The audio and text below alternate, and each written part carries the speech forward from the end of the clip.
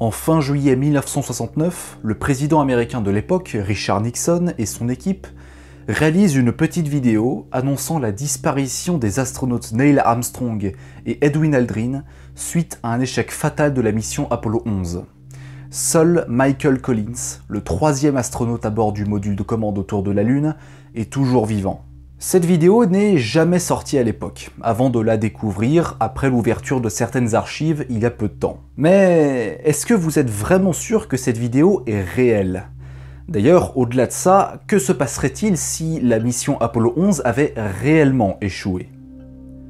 Vous connaissez tous la date du 20 juillet 1969, lorsque le module lunaire d'Apollo 11 se pose sur notre satellite. Cette mission a changé beaucoup de choses au niveau de la science et de la politique, et il est vrai que le stress était un petit peu à son paroxysme. Déjà au lancement, on avait peur que ça foire, alors j'imagine même pas quelques minutes avant la confirmation de la part de la NASA que le module lunaire, le LEM, a bel et bien touché le sol lunaire et que nos deux astronautes sont vivants et en bonne santé. Bon, finalement ça s'est bien passé, mais que se passerait-il si l'équipage du LEM ne réussissait pas à revenir sur Terre pour diverses raisons?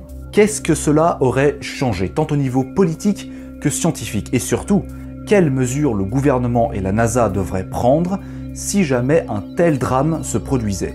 Il faut savoir que les Américains avaient une politique bien plus transparente que celle des Soviétiques. Bon, évidemment, comme tout le monde, ils martelaient un petit peu leur message avec de la propagande. Après tout, aller sur la Lune était un choix politique, le fait de prouver au monde entier que les États-Unis sont les plus forts. Les Soviétiques ne parlaient pas de leur mission spatiale avant la confirmation que les objectifs étaient réellement atteints. Si c'était une réussite, ça faisait la une de tous les journaux, et si c'était un échec, ils gardaient ça dans le secret jusqu'à l'ouverture des archives lors de la chute de l'URSS. Impossible donc pour la population d'être au courant d'une mission qui a foiré mais dont personne n'en parle. Il y a toutefois quelques exceptions comme les missions habitées, soit par des cosmonautes, hommes ou femmes, soit avec des animaux. D'ailleurs, la location du pas de tir russe à Baïkonour au Kazakhstan a été gardée secret pendant de nombreuses décennies. Le fait est que la mission Apollo 11, elle, a été suivie par plus de 500 millions de personnes à la radio et à la télévision. Et pour le reste de la population, il suffisait simplement de s'informer dans les journaux. Quand quelque chose se produit, il n'est pas directement annoncé, il faut d'abord la confirmation de la NASA. Mais ça représente un petit délai. Il est donc strictement impossible de cacher aux yeux du monde un possible échec. C'est pourquoi la NASA, comme le gouvernement américain, avait déjà prévu les choses avant la mission Apollo 11 au cas où ça foire.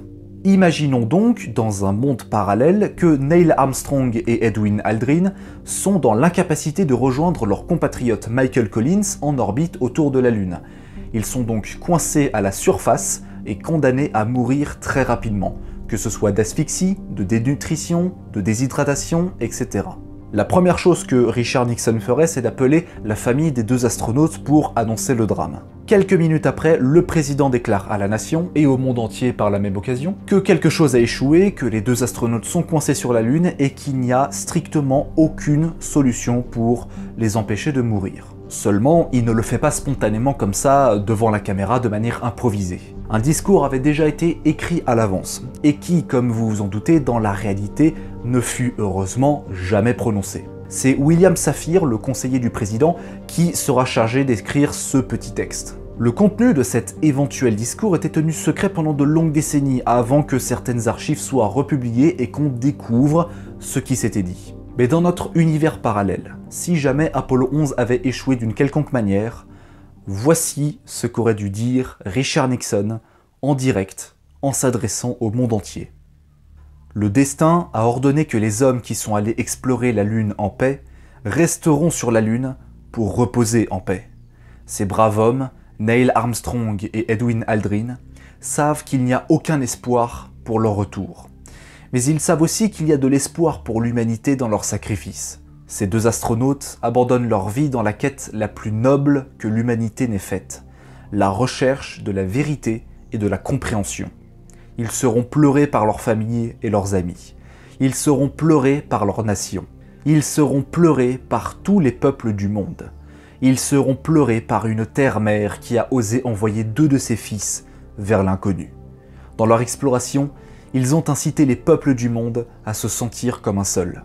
Il tient plus étroitement la fraternité entre les hommes dans leur sacrifice. Dans les temps anciens, les hommes regardaient les étoiles et voyaient leurs héros dans les constellations. Dans les temps modernes, nous faisons à peu près la même chose, mais nos héros sont des hommes épiques, de chair et de sang.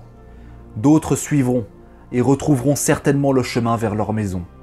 La recherche de l'homme ne sera pas niée, mais ces hommes étaient les premiers, et ils resteront les premiers dans nos cœurs.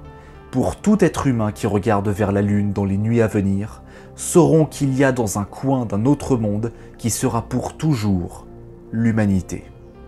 Ce sont ces mots teintés d'émotion qu'aurait prononcé Richard Nixon si jamais la mission Apollo 11 avait tourné au drame. Quant à la vidéo que je vous ai montrée en début d'épisode, c'est un fake.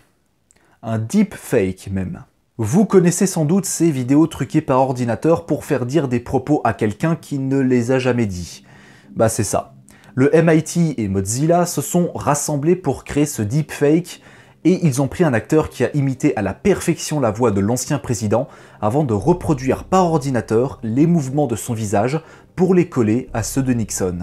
Bien que tout ce que je viens de vous raconter ne relève pas de la théorie du complot mais simplement d'un scénario uchronique, il y a quand même certaines personnes qui prennent ce genre de trucs pour essayer de les faire coller à leur vision complètement complotiste du monde.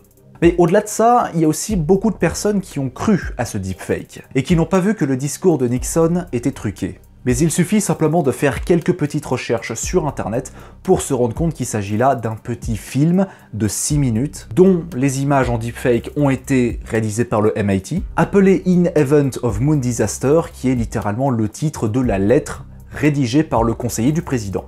L'équipe a même créé un site internet interactif avec la volonté claire de dénoncer ce genre de pratiques informatiques. Le deepfake peut être utilisé pour faire des blagues, mais également pour influencer votre jugement, pour manipuler les masses, et qui peut avoir des conséquences catastrophiques. Parlons maintenant du côté scientifique. Quelles auraient été les conséquences pour la NASA et le gouvernement si Apollo 11 avait été un échec cuisant? Eh bien, tout dépend de où et quand est-ce que la mission a foiré. Si les 3 astronautes ne réussissent pas à rejoindre la Lune et la ratent de peu, ils se perdront dans le vide interplanétaire. Ce sera un échec cuisant car cela voudra dire que viser la Lune est beaucoup plus difficile que prévu. À ce moment-là, c'est l'entièreté des futures missions du programme Apollo qui aurait été complètement remise en question, voire annulée. Si Armstrong et Aldrin ne réussissent pas à alunir correctement en se crachant, ça veut dire que les corrections pour les prochaines missions se feront au niveau de l'alunissage. Bon, au moins on saura viser la Lune. Par contre, forcément il y aura des grosses améliorations à faire. Maintenant, si les 2 astronautes ne réussissent pas à rejoindre leurs camarades en orbite autour de notre satellite, c'est lors du rendez-vous orbital que ça coince. Mais échouer à toutes ces manœuvres ne veut pas dire qu'il est impossible de les réaliser, ils y sont juste mal pris et ils ont raté.